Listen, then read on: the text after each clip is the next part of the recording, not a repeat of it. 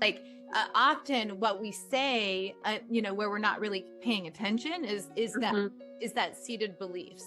But it also could show up in our money habits. Like you commit to a spending plan. I don't like to use the word budget. I actually have the anti-budget because the word budget is a trigger, right? It can feel restricted and like, we're taught like, oh, budget, don't spend money, da da da da. But hey, we get to spend money. Every human gets to spend money. We all have to work with money, and we get to decide how to spend our money based on what we value.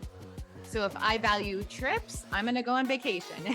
If I, we all spend our money based on what we value, and that's not right or wrong.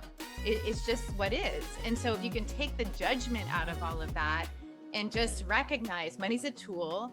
I make money comes in. I'm grateful for that. How am I going to allocate it? How am I going to spend it? And if people set up a plan and then sabotage themselves, like you set up a plan and then you don't follow through, that's a self-trust thing. Wow. So then how do I rebuild? It comes down to most likely forgiveness to yourself.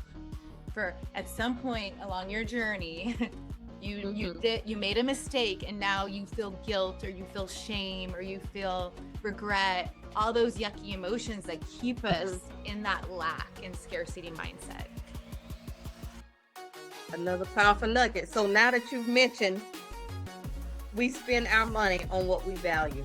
So if you have a client or we have someone listening and they have a lot of debt, but they do value traveling. Yeah. For somehow the mindset, they put the traveling before getting out of debt.